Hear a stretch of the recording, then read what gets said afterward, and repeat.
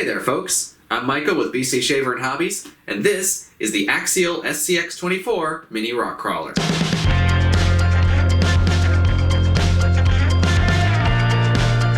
Axial has made a name for themselves in the RC world with a variety of 1/10 scale off-road vehicles, and in particular, the SCX10 crawler.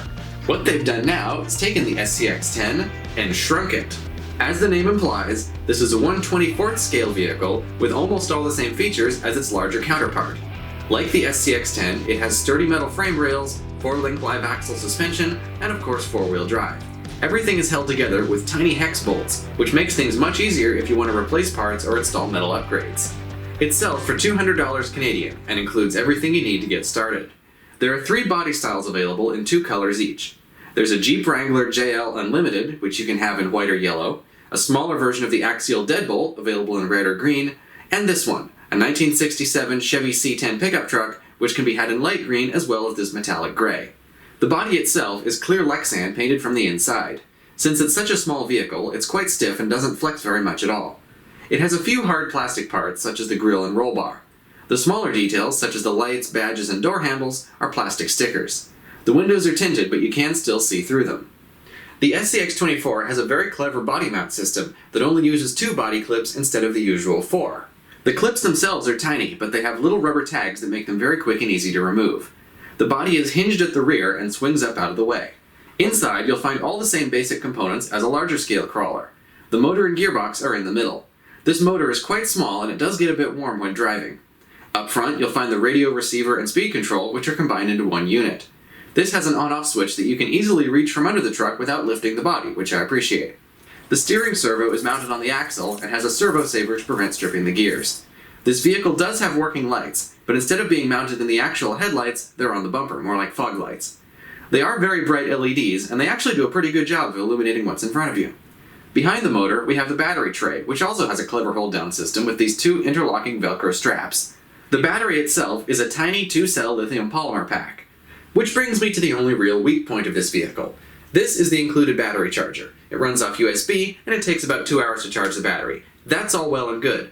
The problem is, we've had several cases of faulty chargers that have ruined batteries by over-discharging them. If you're going to buy an SCX24, I strongly recommend getting a good LiPo charger to go along with it. A decent one will run you about $50 or $60, and it's well worth the investment. On the plus side, the battery life on this vehicle is fantastic. I got about an hour of runtime on a full charge, which is spectacular for such a small battery. Now, we're almost ready to take this thing for a test drive, but first, let's have a quick look at the transmitter. The basic controls are all where you'd expect them to be. It runs on 4 AA batteries, which somewhat unusually are installed vertically inside the handle. Under this cover is the on-off switch, steering trim knob, and steering dual rate knob, which adjusts how sharp the maximum steering angle is. The transmitter also has a little switch marked LMH for low, medium, and high. This limits the maximum speed of the truck. Even on the highest speed, this is not a fast vehicle, nor is it meant to be. Its top speed on the highest setting is still slower than walking speed. The lower settings do make it a bit easier to control at very low speed, but like the steering, I find it's easiest to just leave it on high all the time. One of the most fun things about a small vehicle like this is that you barely need any space to have fun with this. You don't even have to go outside. You can set up a little obstacle course with stuff you have around the house and drive it around on your desk if you want to. But like any crawler, this one is still at its best outdoors. Although it's obviously not as capable as a larger vehicle, it's pretty impressive for its size. Even a small rocky area is an adventure to explore with this truck. You could say it makes mountains out of molehills. More extreme terrain is still a challenge, but once you get used to driving this, a 1/10 scale crawler will be a breeze.